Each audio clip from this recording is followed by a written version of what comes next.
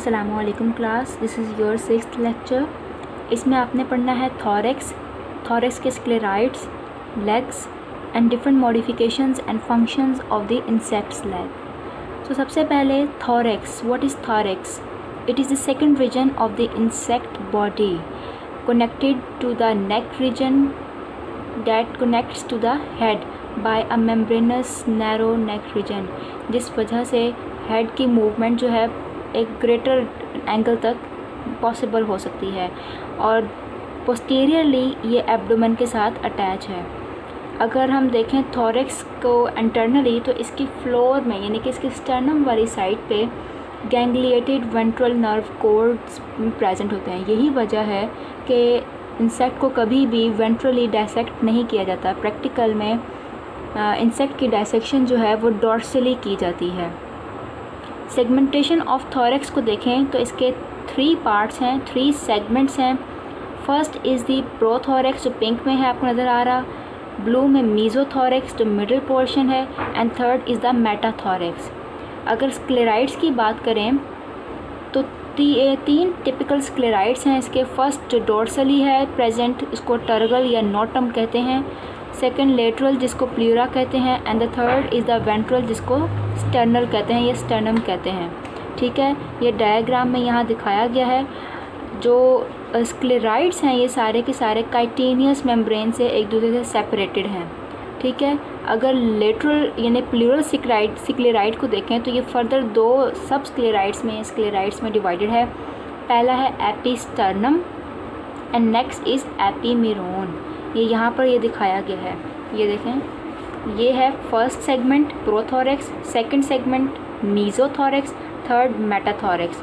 ठीक है, ये इसका डोर्सल एरिया, ये इसका वेंट्रल स्टर्नल एरिया और लेटरल एरिया ये इसका प्ल्यूरा को फर्दर 2 में डिवाइड किया। हर एक सेगमेंट को 2 में डिवाइड किया, एपिस्टर्नम एंड एपीमीरोन में डिवाइड किया गया। ठीक है, यहाँ पर ये विंग्स के लिए कैविटीज़ हैं, विंग्स ओरिजिनेट होंगे यहाँ पर, और यहाँ नीचे से कॉक्सल कैविटीज़ हैं, यहाँ से लेग्स ओरिजिनेट होंगी, लेग्स का कॉक्सा जो है ओरिजिनेट होगा। अच्छा जी, नेक्स्ट है थॉरेक्स।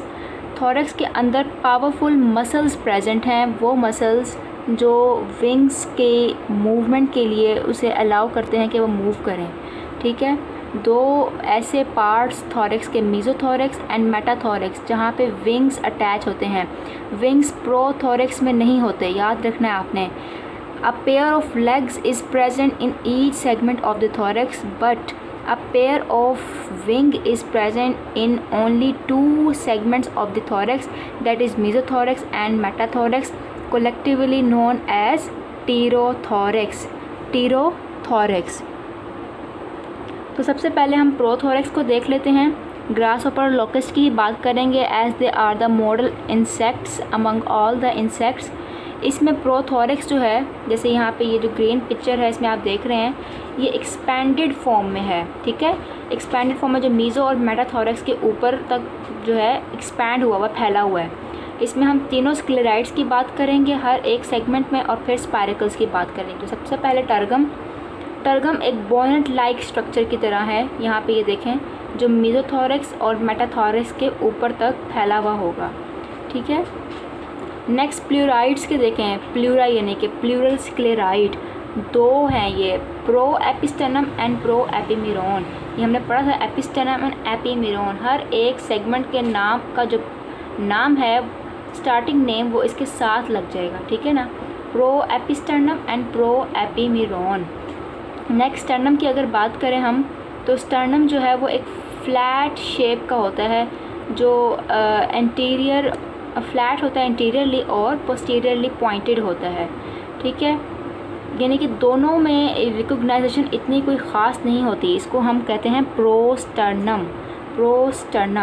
नेक्स्ट है स्पाइरेकल्स प्रोथॉरेक्स में एब्सेंट होते हैं, किसी भी प्रेजेंट डे इंसेक्ट में ये मौजूद नहीं है। Next is the mesothorax and metathorax. ये दोनों सेगमेंट बहुत ही अच्छे तरीके से यूनाइटेड होते हैं, यानी कि इनके स्यूचर्स जो हैं बहुत वीक होते हैं और डिम होते हैं। इसको कलेक्टिवली हम टीरोथॉरेक्स कहते हैं। तमाम विंग्ड इंसेक्ट्स में इसको हम टीरोथोरेक्स कहते हैं। अगर हम स्क्लेराइड्स की बात करें, टर्गल स्क्लेराइड की, तो ये डिस्टिंक्ट होते हैं और ट्रांसवर्सली स्क्लेरोटाइज्ड होते हैं, ठीक है, जहाँ से मसल्स अटैच होते हैं विंग्स के लिए, विंग्स की मूवमेंट के लिए ये सपोर्ट फराहम करते हैं ये मसल्स, ठीक है। टर्गम में याद रखना ये बात, नोटम यानी कि डोर्सल एरिया में ये मसल प्रेजेंट हैं। प्लूराइड्स की बात करें अगर, तो ये एक कॉन्टीन्यूस लेटरल वॉल बनाए हुए हैं दोनों मिलकर, ठीक है। हर एक सेगमेंट में जो है दो सब स्क्लेराइड्स या स्क्लेराइड्स प्रेजेंट हैं, बिल्कुल ऐसे जैसे मैंने पहले बताया था कि सेगमेंट के नेम के साथ लेटरल सेगमेंट्स, सब सेगमेंट्स के नाम हमने जोड़ देने हैं। मीज़ोथोरेक्स में मीज़ो एपिस्टर्नम एंड मीज़ो एपीमिरोन, और मेटाथोरेक्स में मेटा एपिस्टर्नम एंड मेटा एपीमिरोन प्रेजेंट हैं। इनके नाम के साथ, इनके थोरेसिक नेम्स के साथ इनके लेटरल नेम्स जो हैं स्क्लेराइड्स के दे दिए गए हैं।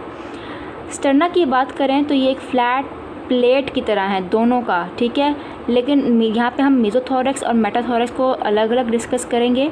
मीज़ोथोरेक्स में इंटीरियरली जो स्टर्ना है वो कन्वेक्स इन शेप और पोस्टीरियरली एक नोस्ट होता है।